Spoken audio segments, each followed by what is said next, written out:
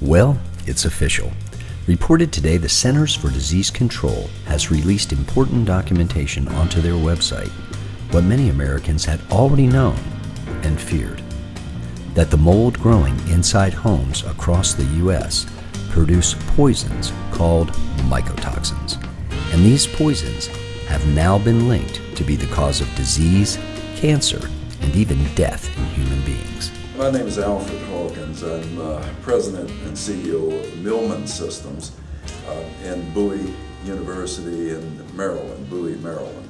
I'm here in beautiful Bermuda because my company specializes in mold remediation. Actually, we specialize in mold investigation, remediation, and prevention. Bermuda has a very unique problem in that it's a tropical area. I've been in residences around this area, and the walls they're just damp to the touch on the inside.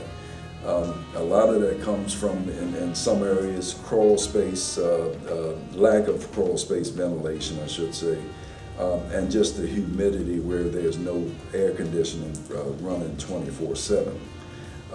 That humidity is enough to start the sporulation process, which is the mold reproductive process, and that process creates mold, and from that you get off-gassing. When the spores are active, you get off-gassing, and that's the smell that you smell when you walk into most buildings here. You get a mildewy smell. And people tend to inhale those spores. They inhale those spores, and it creates inflammation in their bodies. In their heart, their lungs, their kidneys, their thyroid, their brain.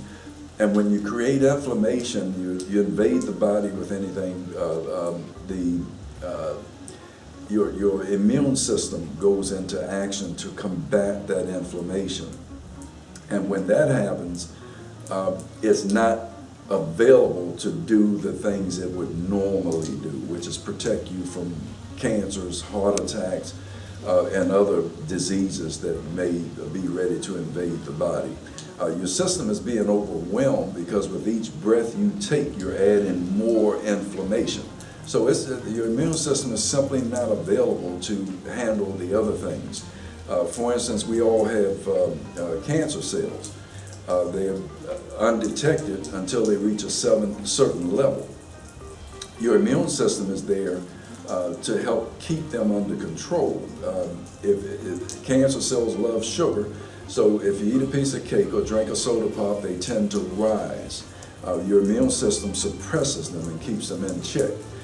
If your immune system is busy fighting inflammation created by inhalation of mold spores, it can't protect those cancer cells after you eat that piece of cake. It can't prevent them from rising. And the next thing you know, somebody's saying, well, Big C claimed another one. Yeah, most remediators will introduce chlorine-based products to remediate. Well, that's not good. Chlorine is probably one of the most dangerous ingredients we bring into our households, and to use it wholesale is not good. You certainly couldn't get the spores out of the air, and that's where they are. That's what presents the danger to you. Bleach doesn't kill mold. It causes it to go dormant for a period of time, but you add a little moisture, a little humidity, and it comes right back. We use an all-natural process or ingredients in our fogging process because we don't want to introduce one toxin to try to get rid of another. So it's important that we use all natural products. We're testing this property to see if we have moisture, and I have a moisture meter here that has prongs on it that detects moisture. You see I got moisture in my skin, and it actually measures the moisture in my skin. Boy, oh boy. Okay, so we know we have moisture in here, so we want to remove this before we actually do remediation. We actually pull from the air that people breathe and find out if there are any airborne contaminants. This cassette has the capability of detecting mold and mites, pollen, dander. This cassette gets to the lab, they look at it, they actually do a spore count, they count the spores and give me a report back as to the type of mold that's found and the volume of mold that's found in that house. That determines you know, what my next move will be, what I advise my clients to do. I'm going to start this process. It will take me seconds to do this wrong. But I'm going to start, I'll come through the door and I'll hit the ceiling and the walls on this side, and I'll hit the ceiling and the walls on that side, and I'm done. I do everything except the floor because the product is going to wind up on the floor anyway, so you don't have to do the floor. In this case, however, since there's a lot of staining there, I know there's mold growth there and here, I will hit those two spots.